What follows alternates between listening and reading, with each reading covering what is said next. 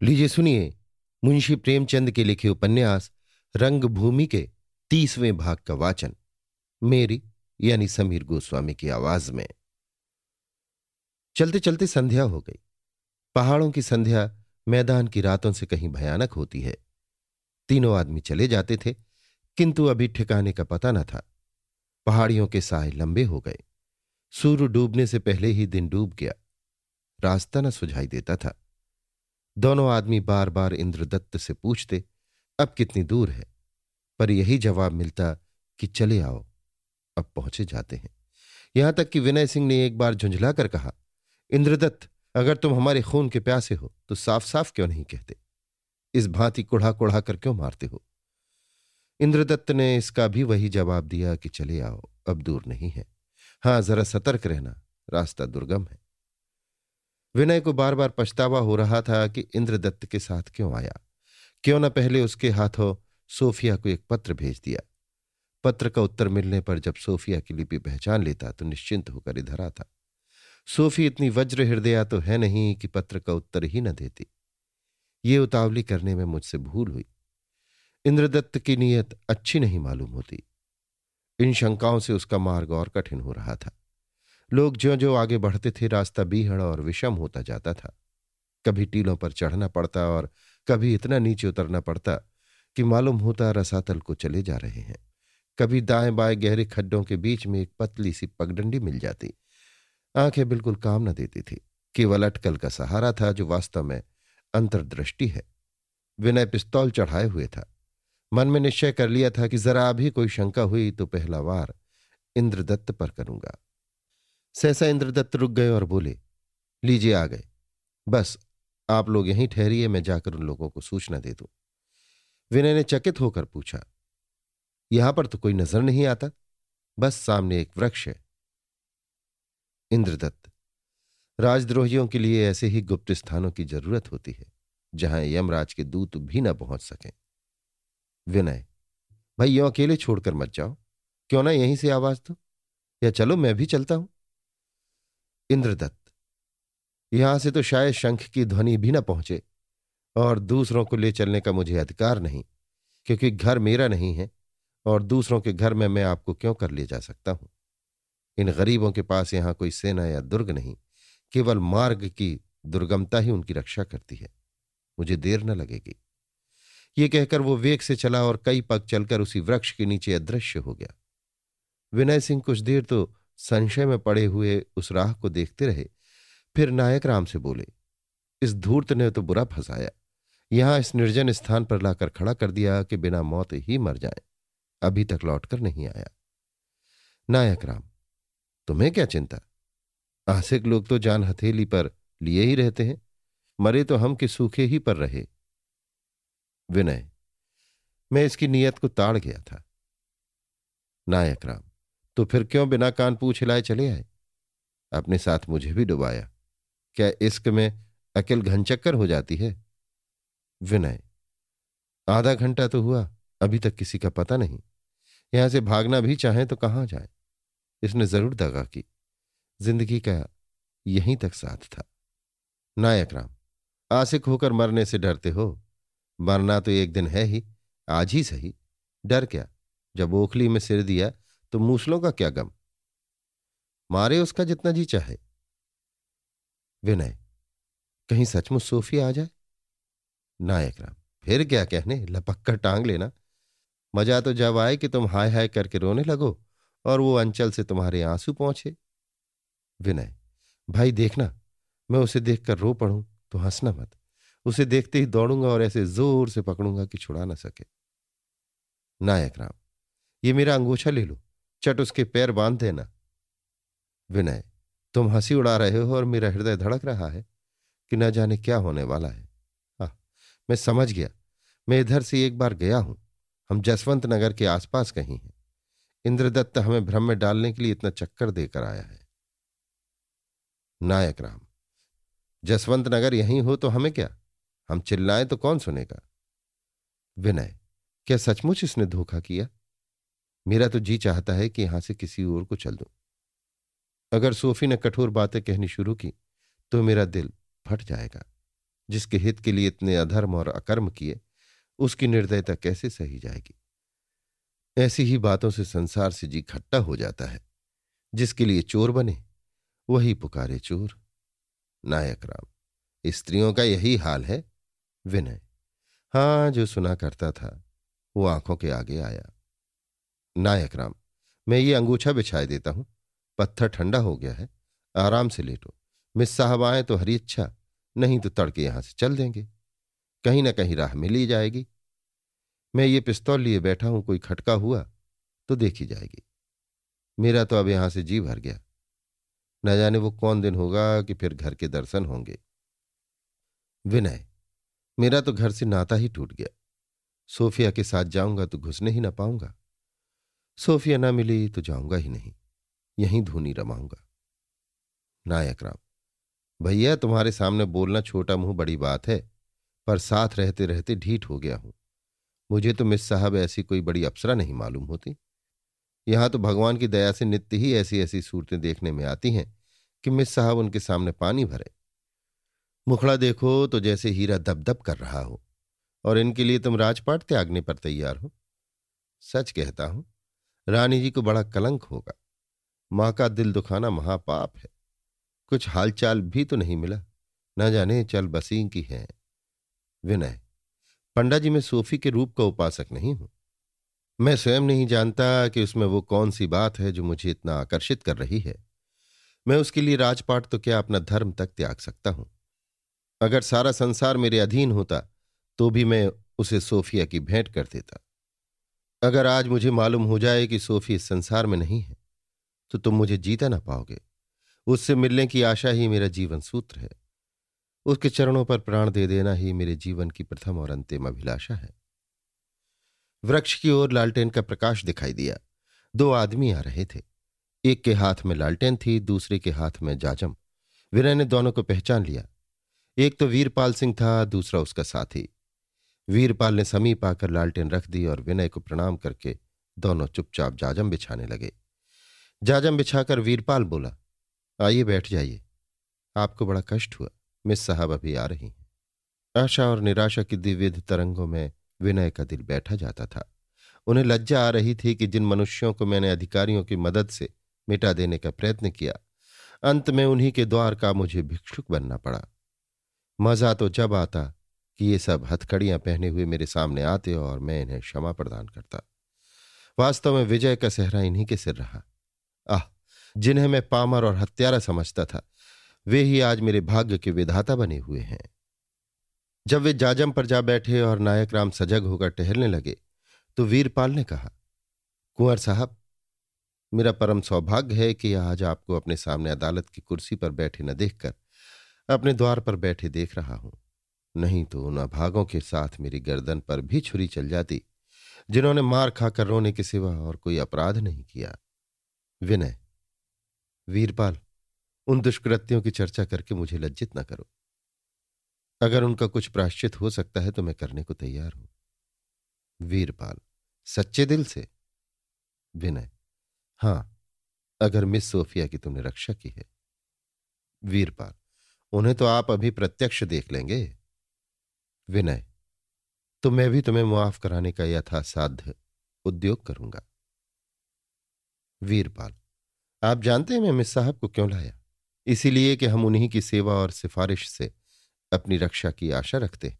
हमें आशा थी कि मिस साहब के द्वारा हम प्राणदान पाने में सफल हो जाएंगे, पर दुर्भाग्यवश उन्हें हमारे अनुमान से कहीं ज्यादा गहरा घाव लगा था और उसके भरने में पूरे 9 महीने लग गए। अपने मुंह से क्या कहें, पर जितनी श्रद्धा से हमने उनकी सेवा की वो हम ही जानते हैं। यही समझ लीजिए कि मुझे 6 महीने तक घर से निकलने का मौका न मिला। इतने दिनों तक जसवंत नगर में नर हत्या और न्याय हत्या का बाजार गर्म था। रोज रोज की खबरें सुनता था और माथा ठोक कर रह जाता था। मिस साहब को अपनी रक्षा के लिए लाया था। उनके पीछे सारा इलाका तबाह हो गया। खैर, जो कुछ परमात्मा को मंजूर था हुआ। अब मेरी आपसे यही विनती है कि हमारे ऊपर दया दृष्टि होनी चाहिए। आपको परमात्मा ने प्रभुता दी है। आपके एक इशारे से हम लोगों की जान बच जाएगी। विनय ने मुक्त हृदय से कहा, मुझे तो पूर्ण विश्वास है कि दरबार तुम्हारे अपराध क्षमा कर देगा। हाँ, तुम्हें भी ये वचन देना पड़ेगा कि अब से तुम रियासत के प्रति द्रोह भाव न रखोगे। वीरपाल, मैं इसकी प्रतिज्ञा लेने को तैयार हूं। कुंवर साहब, सच तो यह है कि आपने हमें बिल्कुल अशक्त कर दिया। ये आप ही का दमन है जिसने हमें इतना कमजोर बना दिया। जिन जिन आदमियों पर हमें भरोसा था वे सब दगा दे गए। शत्रु मित्र में भेद करना कठिन हो गया। प्रत्येक प्राणी अपनी प्राण रक्षा के लिए, अपने को निर्दोष सिद्ध करने के लिए अथवा अधिकारियों का विश्वास पात्र बनने के लिए हमारी आस्तीन का सांप हो गया। वही मैं हूं जिसने जसवंत नगर में सरकारी खजाना लूटा था, और वही मैं हूं कि आज चूहे की भांति बिल में छिपा हुआ हूं। प्रतिक्षण यही डर रहता है कि कहीं पुलिस ना आ जाए। विनय, मिस सोफिया कभी मुझे याद करती हैं? वीरपाल, मिस साहब को आपसे जितना प्रेम है उसकी आप कल्पना भी नहीं कर सकते। अपने साथी की ओर संकेत करके, इनके आघात से आपको मिस साहब ने ही बचाया था, और मिस साहब की ही खातिर से आप इतने दिनों हमारे हाथों से बचे रहे। हमें आपसे भेंट करने का अवसर न था, पर हमारी बंदूकों को था। मिस साहब आपको याद करके घंटों रोया करती थी, पर अब उनका हृदय आपसे ऐसा फट गया है कि आपका कोई नाम भी लेता है तो चिढ़ जाती हैं। वो तो कहती हैं, मुझे ईश्वर ने अपना धर्म परित्याग करने का ये दंड दिया है। पर मेरा विचार है कि अब भी आपके प्रति उनके हृदय में असीम श्रद्धा है। प्रेम की भांति मान भी घनिष्ठता ही से उत्पन्न होता है। आप उनसे निराश न होइएगा। आप राजा हैं, आपके लिए सब कुछ क्षम्य है। धर्म का बंधन तो छोटे आदमियों के लिए है। सहसा उसी वृक्ष की ओर दूसरी लालटेन का प्रकाश दिखाई दिया। एक वृद्धा लोटा लिए आ रही थी। उसके पीछे सोफी थी, हाथ में एक थाली लिए हुए जिसमें एक घी का दीपक जल रहा था। वही सोफिया थी, वही तेजस्वी सौंदर्य की प्रतिमा। कांति की मंदता ने उसे एक अवर्णनीय शुभ्र आध्यात्मिक लावण्य प्रदान कर दिया था, मानो उसकी सृष्टि पंचभूत से नहीं, निर्मल ज्योत्सना के परमाणुओं से हुई हो। उसे देखते ही विनय के हृदय में ऐसा उद्गार उठा कि दौड़कर इसके चरणों पर गिर पड़ूं। सौंदर्य प्रतिमा मोहित नहीं करती, वशीभूत कर लेती है। बुढ़िया ने लोटा रख दिया और लालटेन लिए चली गई। वीरपाल सिंह और उसका साथी भी वहां से हटकर दूर चले गए। नायक राम भी उन्हीं के साथ हो गए थे। विनय ने कहा, सोफिया, आज मेरे जीवन का लकी डे है। मैं तो निराश हो चला था। सोफिया, मेरा परम सौभाग्य था कि आपके दर्शन हुए। आपके दर्शन बदे थे, नहीं तो मरने में कोई कसर न रह गई थी। विनय की आशंकाएं निर्मूल होती नजर आईं। इंद्रदत्त और वीरपाल ने मुझे अनायास ही चिंता में डाल दिया था। सम्मिलन प्रेम को सजग कर देता है। मनोल्लास के प्रवाह में उनकी सरल बुद्धि किसी पुष्पमाला के समान बहती चली जाती थी। इस वाक्य में कितना तीव्र व्यंग था, ये उनको समझ में न आया। सोफी ने थाल से दही और चावल निकालकर विनय के मस्तक पर तिलक लगाया और मुस्कुराकर बोली, अब आरती करूंगी। विनय ने गदगद होकर कहा, प्रिय, ये क्या ढकोसला कर रही हो? तुम भी इन रस्मों के जाल में फंस गई। सोफी, वाह, आपका आदर सत्कार कैसे न करूं। आप मेरे मुक्तिदाता हैं। मुझे इन डाकुओं और वधिकों के पंजे से छुड़ा रहे हैं। आपका स्वागत कैसे न करूं। मेरे कारण आपने रियासत में अंधेर मचा दिया, सैकड़ों निरपराधियों का खून कर दिया, कितने ही घरों के चिराग गुल कर दिए, माताओं को पुत्र शोक का मजा चखा दिया, रमणियों को वैधव्य की गोद में बिठा दिया, और सबसे बड़ी बात यह कि अपनी आत्मा का, अपने सिद्धांतों का, अपने जीवन के आदर्श का मटिया मेट कर दिया। इतना कीर्ति लाभ करने के बाद भी आपका अभिवादन न करूं? मैं इतनी कृतघ्न नहीं हूं। अब आप एक तुच्छ सेवक नहीं, रियासत के दाहिने हाथ हैं। राजे महाराजे आपका सम्मान करते हैं, मैं आपका सम्मान न करूं? अब विनय की आंखें खुली। व्यंग का एक एक शब्द शर के समान लगा। बोले, सोफी, मैं तुम्हारा वही भक्त और जाति का वही पुराना सेवक हूं। तुम इस भांति मेरा उपहास करके मुझ पर अन्याय कर रही हो। संभव है भ्रमवश मेरी जात से दूसरों का अहित हुआ हो, पर मेरा उद्देश्य केवल तुम्हारी रक्षा करना था। सोफिया ने उत्तेजित होकर कहा, बिल्कुल झूठ है, मिथ्या है, कलंक है। ये सब मेरी खातिर नहीं, अपनी खातिर था। इसका उद्देश्य केवल उस नीच निरंकुशता को तृप्त करना था जो तुम्हारे अंतःस्थल में सेवा का रूप धारण किए हुए बैठी हुई है। मैंने तुम्हारी प्रभुताशीलता पर अपने को समर्पित नहीं किया था, बल्कि तुम्हारी सेवा, सहानुभूति और देश अनुराग पर। मैंने इसलिए तुम्हें अपना उपास्य देव बनाया था कि तुम्हारे जीवन का आदर्श उच्च था। तुम में प्रभु मसीह की दया, भगवान बुद्ध के विराग और लूथर की सत्यनिष्ठा की झलक थी। क्या दुखियों को सताने वाले निर्दय स्वार्थप्रिय अधिकारियों की संसार में कमी थी? तुम्हारे आदर्श ने मुझे तुम्हारे कदमों पर झुकाया। जब मैं प्राणी मात्र को स्वार्थ में लिप्त देखते देखते संसार से घृणा करने लगी थी, तुम्हारी निस्वार्थता ने मुझे अनुरक्त कर लिया। लेकिन काल गति के एक ही पलटे ने तुम्हारा यथार्थ रूप प्रकट कर दिया। मेरा पता लगाने के लिए तुमने धर्माधर्म का विचार भी त्याग दिया। जो प्राणी अपने स्वार्थ सिद्ध करने के लिए इतना अत्याचार कर सकता है, वो घोर से घोर कुकर्म भी कर सकता है। तुम अपने आदर्श से उसी समय पतित हुए जब तुमने उस विद्रोह को शांत करने के लिए शांत उपायों की अपेक्षा क्रूरता और दमन से काम लेना उपयुक्त समझा। शैतान ने पहली बार तुम पर वार किया और तुम फिर न संभले, गिरते ही चले गए, ठोकरों पर ठोकरें खाते। अब तुम्हारा इतना पतन हो गया है कि तुम में सज्जनता, विवेक और पुरुषार्थ का लेशांश भी शेष नहीं रहा। तुम्हें देखकर मेरा मस्तक आपे ही आप झुक जाता था। मेरे प्रेम का आधार भक्ति थी, वो आधार जड़ से हिल गया। तुमने मेरे जीवन का सर्वनाश कर दिया। मुझे जितना मुगालता हुआ है उतना किसी को कभी ना हुआ होगा। जिस प्राणी के लिए अपने माता पिता से विमुख हुई, देश छोड़ा, जिस पर अपने चिर संचित सिद्धांतों का बलिदान किया, जिसके लिए अपमान, अपवाद, अपकार सब कुछ शिरोधार्य किया, वो इतना स्वार्थ भक्त, इतना आत्मसेवी, इतना विवेकहीन निकला। कोई दूसरी स्त्री तुम्हारे इन गुणों पर मुग्ध हो सकती है। प्रेम के विषय में नारियां आदर्श और त्याग का विचार नहीं करती, लेकिन मेरी शिक्षा, मेरी संगति, मेरा अध्ययन और सबसे अधिक मेरे मन की प्रवृत्ति ने मुझे इन गुणों का आदर करना नहीं सिखाया। अगर आज तुम रियासत के हाथों पीड़ित, दलित, अपमानित और दंडित होकर मेरे सम्मुख आते तो मैं तुम्हारी बलाएं लेती, तुम्हारे चरणों की रज मस्तक पर लगाती और अपना धन्य भाग्य समझती। किंतु मुझे उस वस्तु से घृणा है जिसे लोग सफल जीवन कहते हैं। सफल जीवन पर्याय है खुशामद, अत्याचार और धूर्तता का। मैं जिन महात्माओं को संसार में सर्वश्रेष्ठ समझती हूं, उनके जीवन सफल न थे। सांसारिक दृष्टि में वे लोग साधारण मनुष्यों से भी गए गुजरे थे, जिन्होंने कष्ट झेले, निर्वासित हुए, पत्थरों से मारे गए, कोसे गए और अंत में संसार ने उन्हें बिना आंसू की एक बूंद गिराए विदा कर दिया, सुरधाम को भेज दिया। तुम पुलिस का एक दल लेकर मुझे खोजने निकले हो। इसका उद्देश्य यही तो है कि प्रजा पर आतंक जमाया जाए। मेरी दृष्टि में जिस राज्य का अस्तित्व अन्याय पर हो, उसका निशान जितनी जल्दी मिट जाए उतना ही अच्छा। खैर, अब इन बातों से क्या लाभ।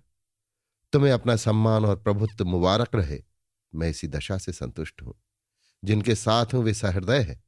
वे किसी दीन प्राणी की रक्षा प्राणपण से कर सकते हैं। उनमें तुमसे कहीं अधिक सेवा और उपकार के भाव मौजूद है। विनय खिन्न होकर बोले, सोफी, ईश्वर के लिए मुझ पर इतना अन्याय मत करो। अगर मैं प्रभुता और मान सम्मान का इच्छुक होता तो मेरी दशा ऐसी हीन न होती। मैंने वही किया जो मुझे न्याय संगत जान पड़ा। मैं यथासाध्य एक क्षण के लिए भी न्याय विमुख नहीं हुआ। सोफी, यही तो शोक है कि तुम्हें वो बात क्यों न्याय संगत जान पड़ी जो न्याय विरुद्ध थी। इससे तुम्हारी आंतरिक प्रवृत्ति का पता मिलता है। तुम स्वभावतः स्वार्थ सेवी हो। मनुष्यों को सभी पदार्थ एक से प्रिय नहीं होते। कितने ही ऐसे प्राणी हैं जो कीर्ति के लिए धन को ठीकरों की भांति लुटाते हैं। वे अपने को स्वार्थ रहित नहीं कह सकते। स्वार्थपरता ऊंचे आदर्श से मेल नहीं खाती। जिसकी मनोवृत्ति इतनी दुर्बल है, उसकी कम से कम मैं इज्जत नहीं कर सकती, और इज्जत के बिना प्रेम कलंक का टीका बन जाता है। विनय उन मनुष्यों में न थे जिन पर प्रतिकूल दशाओं का कोई असर नहीं होता। उन पर निराशा का शीघ्र ही आधिपत्य हो जाता था। विकल होकर बोले, सोफी, मुझे तुमसे ऐसी आशा न थी। मैंने जो कुछ किया है न्याय समझकर या परिस्थिति से विवश होकर ही किया है। सोफी, संसार में जितने अकर्म होते हैं वे भ्रम या परिस्थिति ही के कारण होते हैं। कोई तीसरा कारण मैंने आज तक नहीं सुना। विनय, सोफी, अगर मैं जानता कि मेरी ओर से तुम्हारा हृदय इतना कठोर हो गया है तो तुम्हें मुख न दिखाता। सोफी, मैं तुम्हारे दर्शनों के लिए बहुत उत्सुक न थी। विनय, ये मुझे नहीं मालूम था, मगर मान लो मैंने अन्याय ही किए तो क्या मुझे तुम्हारे हाथों ये दंड मिलना चाहिए? इसका भय मुझे माताजी से था, तुमसे न था। आह सोफी, इस प्रेम का यूं अंत न होने दो, यूं मेरे जीवन का सर्वनाश न करो। उसी प्रेम के नाते जो कभी तुम्हें मुझसे था, मुझ पर यह अन्याय न करो। ये वेदना मेरे लिए असह्य है, तुम्हें विश्वास न आएगा, क्योंकि इस समय तुम्हारा हृदय मेरी तरफ से पत्थर हो गया है। पर यह आघात मेरे लिए प्राणघातक होगा, और अगर मृत्यु के पश्चात भी कोई जीवन है तो उस जीवन में भी यही वेदना मेरे हृदय को तड़पाती रहेगी।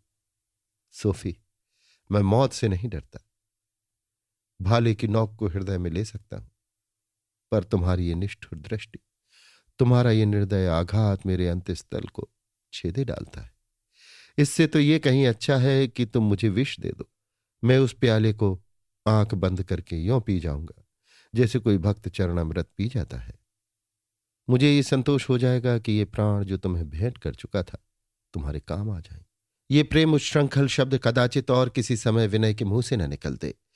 कदाचित इन्हें फिर स्मरण करके उन्हें आश्चर्य होता कि ये वाक्य कैसे मेरे मुख से निकले, पर इस समय भावोद्गार ने उन्हें प्रगल्भ बना दिया था। सोफी उदासीन भाव से सिर झुकाए खड़ी थी, तब बेदर्दी से बोली, विनय, मैं तुमसे याचना करती हूं, ऐसी बातें न करो। मेरे हृदय में तुम्हारे प्रति अभी जो कुछ आदर रह गया है उसे भी पैरों से न कुचलो, क्योंकि मैं जानती हूं ये शब्द तुम्हारे अंतःकरण से नहीं निकल रहे हैं। इसके विरुद्ध तुम इस समय सोच रहे हो कि क्यों कर इससे इस तिरस्कार का बदला लूं। मुझे आश्चर्य होगा अगर सूर्योदय के समय ये स्थान खुफिया पुलिस के सिपाहियों का विहार स्थल न बन जाए, यहां के रहने वाले हिरासत में न ले लिए जाएं और उन्हें प्राण दंड न दे दिया जाए। मेरे दंड के लिए तुमने कोई और ही युक्ति सोच रखी होगी, उसके रूप की मैं कल्पना नहीं कर सकती। लेकिन इतना कह सकती हूं कि अगर मेरी निंदा करके, मेरे आचरण पर आक्षेप करके तुम मुझे शारीरिक या मानसिक पीड़ा पहुंचा सकोगे तो तुम्हें उसमें लेश मात्र भी विलंब न होगा। संभव है मेरा ये अनुमान अन्यायपूर्ण हो, पर मैं इसे दिल से नहीं निकाल सकती। कोई ऐसी विभूति, कोई ऐसी सिद्धि नहीं जो तुम्हें फिर मेरा सम्मान पात्र बना सके।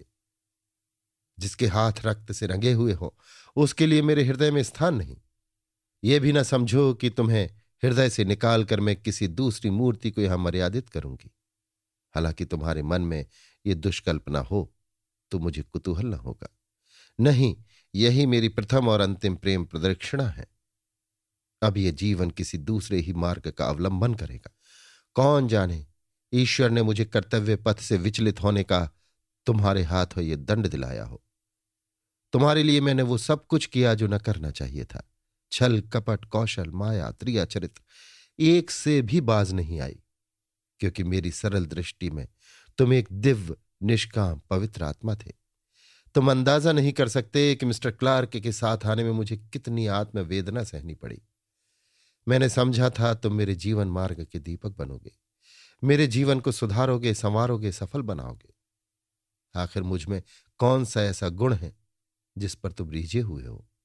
अगर सौंदर्य के इच्छुक हो तो संसार में सौंदर्य का अभाव नहीं, तुम्हें मुझसे कहीं रूपवती कन्या मिल सकती है। अगर मेरे वचन कर्ण मधुर लगते हैं तो तुम्हें मुझसे कहीं मृदुभाषणी स्त्रियां मिल सकती हैं। निराश होने की कोई बात नहीं।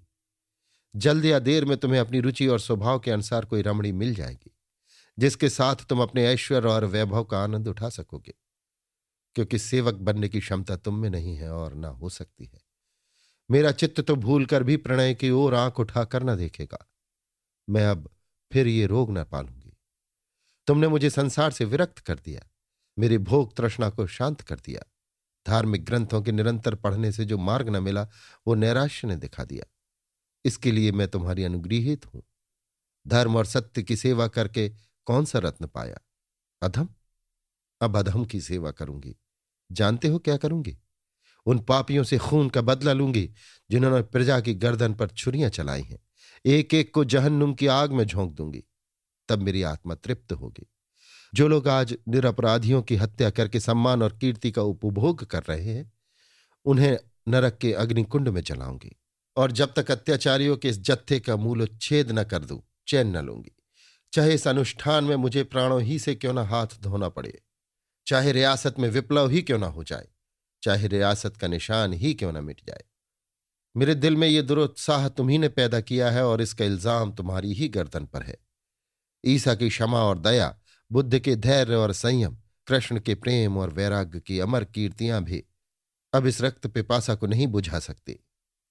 बरसों का मनन और चिंतन, विचार और स्वाध्याय तुम्हारे कुकर्मों की बदौलत निष्फल हो गया। बस अब जाओ, मैं जो कुछ करूंगी वो तुमसे कह चुकी। तुम्हारी जो इच्छा हो वो तुम करो। मैं आज से क्रांतिकारियों के दल में जाती हूं। तुम खुफिया पुलिस की शरण लो। जाओ, ईश्वर फिर हमें न मिलाए। ये कहकर सोफी ने थाल उठा लिया और चली गई। जैसे आशा हृदय से निकल जाए, विनय ने एक ठंडी सांस ली जो आर्त ध्वनि से कम करुण न थी, और जमीन पर बैठ गए। जैसे कोई हतभागिनी विधवा पति की मृतदेह उठ जाने के बाद एक आह भरकर बैठ जाए। तीनों आदमी जो दूर खड़े थे आकर विनय के पास खड़े हो गए। नायक राम ने कहा, भैया आज तो खूब खूब बातें हुई। तुमने भी पकड़ पाया तो इतने दिनों की कसर निकाल ली। आ गई पंजे में ना। मैंने तो पहले ही कहा था, आशिक लोग बड़े चकमेबाज होते हैं। पहले तो खूब आरती उतारी, दही चावल का टीका लगाया। मैम है तो क्या, हम लोगों का तौर तरीका जानती हैं। कब चलना तय हुआ? जल्दी चलो, मेरा भी घर बसे। विनय के नेत्र सजल थे, पर इस वाक्य पर हंस पड़े। बोले, बस अब देर नहीं, घर चिट्ठी लिख दो, तैयारी करे। नायक राम, भैया आनंद तो जब आए कि दोनों बारातें साथ ही निकले। विनय, हां जी, साथ ही निकलेंगी, पहले तुम्हारी पीछे मेरी। नायक राम, ठाकुर अब सवारी शिकारी का इंतजाम करो, जिसमें हम लोग कल सवेरे ठंडे ठंडे निकल जाएं। यहां पालकी तो मिल जाएगी ना? वीरपाल, सब इंतजाम हो जाएगा, आप भोजन करके आराम कीजिए, देर हो गई। विनय, यहां से जसवंत नगर कितनी दूर है? वीरपाल, ये पूछकर क्या कीजिएगा? विनय, मुझे इसी वक्त वहां पहुंचना चाहिए। वीरपाल सशंक होकर, आप दिन भर के थके मांदे हैं, रास्ता खराब है। विनय, कोई चिंता नहीं, चला जाऊंगा। नायक राम, भैया मिस साहब भी रहेंगी ना, रात को कैसे चलोगे? विनय, तुम तो सनक गए हो। मिस साहब मेरी कौन होती हैं और मेरे साथ क्यों जाने लगी? अगर आज मैं मर जाऊं तो शायद उनसे ज्यादा खुशी और किसी को ना होगी। तुम्हें थकावट आ गई हो तो आराम करो, पर मैं आए एक क्षण भी नहीं ठहर सकता। मुझे कांटों की राह भी यहां की सेज से अधिक सुखकर होगी। आप लोगों में कोई रास्ता दिखा सकता है? वीरपाल, चलने को तो मैं खुद हाजिर हूं, पर रास्ता अत्यंत भयानक है। विनय, कोई मुजायका नहीं, मुझे इसी वक्त पहुंचा दीजिए, और हो सके तो आंखों पर पट्टी बांध दीजिए।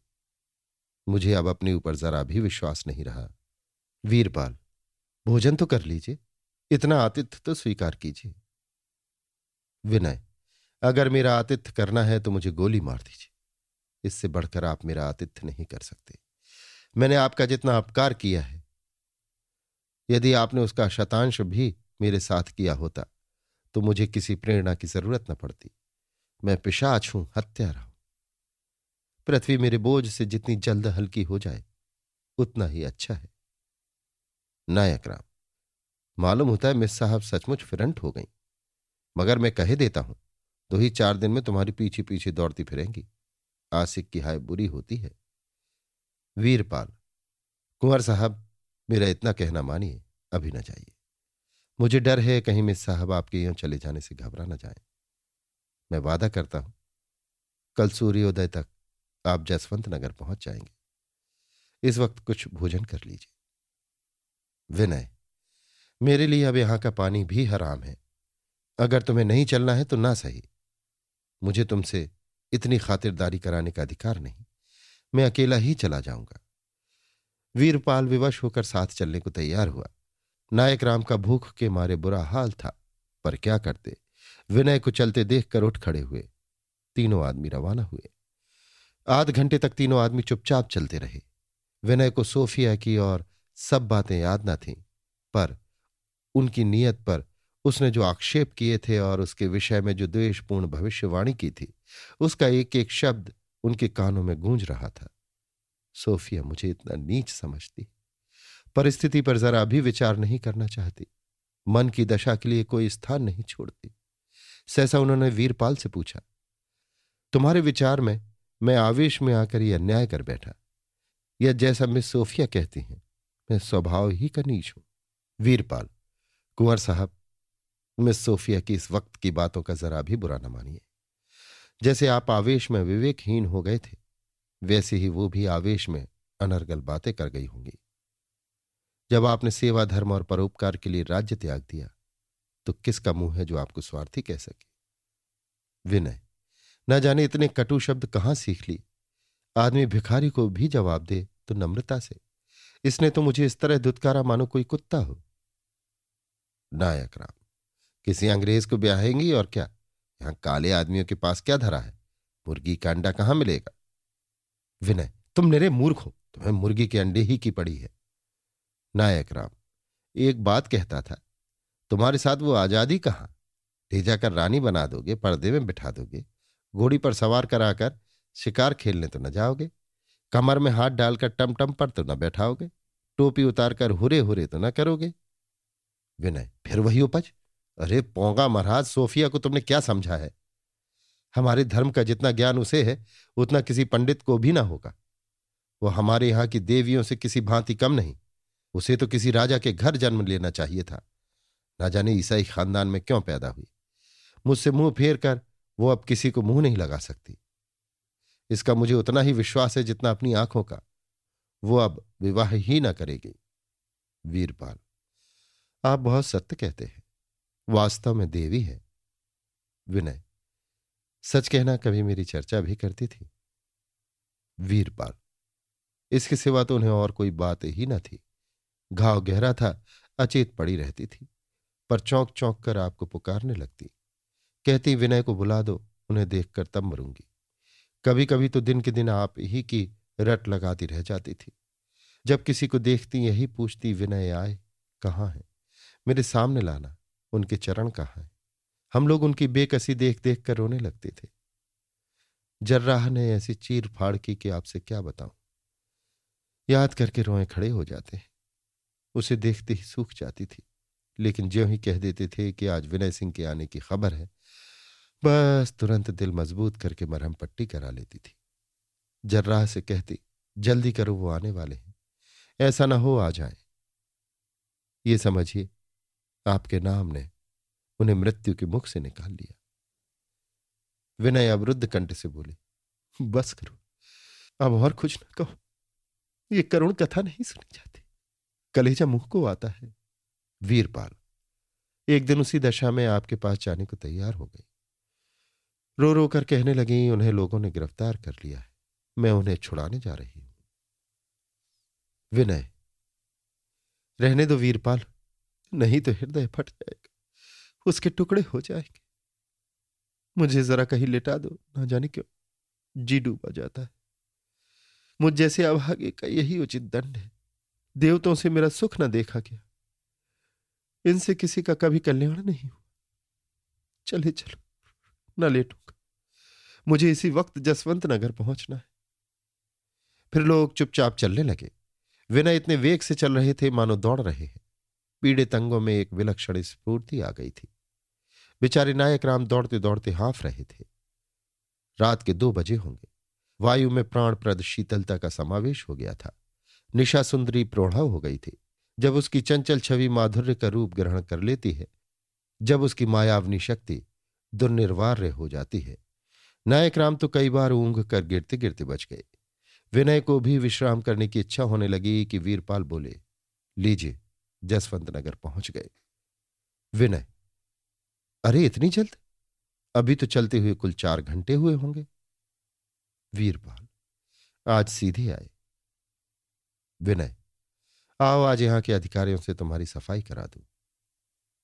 वीरपाल, आपसे सफाई हो गई तो अब किसी का गम नहीं। अब मुझे यहां से रुखसत कीजिए। विनय, एक दिन के लिए तो मेरे मेहमान हो जाइए।